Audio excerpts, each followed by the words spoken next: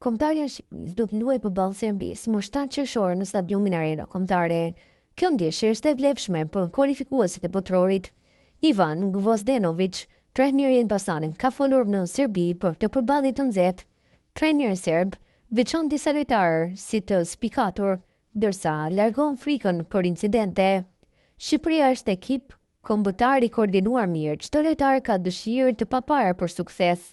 Kjo ka ndodhur për kohë të gjatë dhe në vitet e fundit, për zgjedhja ka pasur edhe një cilësi të caktuar të mbishëruar kryesisht në lojtarë ndërkombëtar, kryesisht nga klube italiane. Shqiptarët kanë një frymëzues të rrezikshëm, Armando Broja, lojtari i Evertonit, shumë i shpejtë dhe i shkëlqyeshëm në lojën 1-1. Ata lanë gjithashtu përshtypje pozitive në Europian. Rezistuan fort ndaj Italisë dhe Spanjës dhe barazuan në Kroacin. Nisi Gvozdenović në fjalën e tij. Kë veçoni tjetër nga titullarët, së bashku me Brojën, Gjimshiti nga Atalanta është më i miri.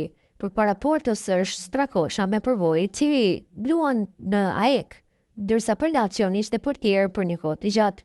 Cristian Aslani është tek Inter, i luajtë në pjesën e dytë të finales së Ligës së Kampionëve.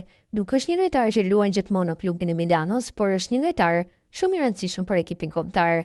Kush është favorit? Serbia është favoritet në letër. Ka një numër pak më të madh lojtarësh cilësor. Ekipi ynë kombëtar arrit rezultate të mira në Ligën e Kombeve që ndrohej në grupin A, garoi me rival të fortë dhe gjithashtu bën një ndryshim brezash në një mas më të vogël. Sa do të ndikojë mbështetja e tifozëve? Ekipi vendas do t'i ketë, por kjo mund të krijojë presion shtesë. Tifozët do ta mbushin stadiumin, do t'i mbështesin lojtarët dhe do të presin fitoren. Mbetet për të parë nëse kjo do të jetë një plus apo një minus për Shqipërinë. Humbja ndaj Anglisë. Anglezët janë sigurisht favorit. Serbia dhe Shqipëria po luftojnë për vendin e dytë.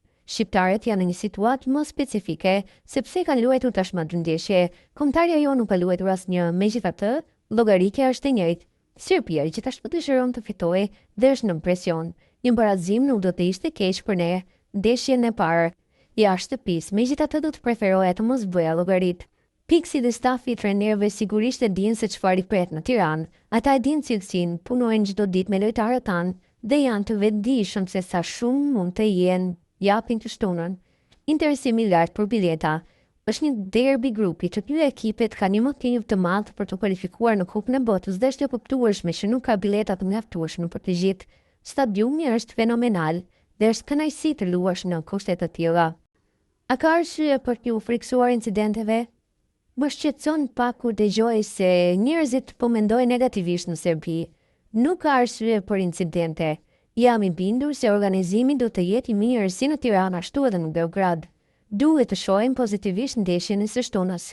Të flasim për ndeshjen, do të shohim se kush është më i miri në fushë. Deklaratat e Stojković për marrëdhënien mes dy federatave, që ndoshta do të ulë tensionet nga hera e fundit, do të jetë një futboll i vërtet atmosferë e këndshme pa probleme. Cili është parashikimi juaj? Është e vështirë të parashikosh rezultatin. Unë mbështes Serbinë. Kemi një ekip të mirë dhe do të doja që ne të fitonim. A do të jeni në stadium? Kam një ftesë, por aktualisht jam në Beograd me pushime dhe jam më afër vendimit për të qëndruar këtu dhe për të ndjekur ndeshjen në televizor, ka thënë ndër të tjera trajneri i Elbasanit, Gvozdenović.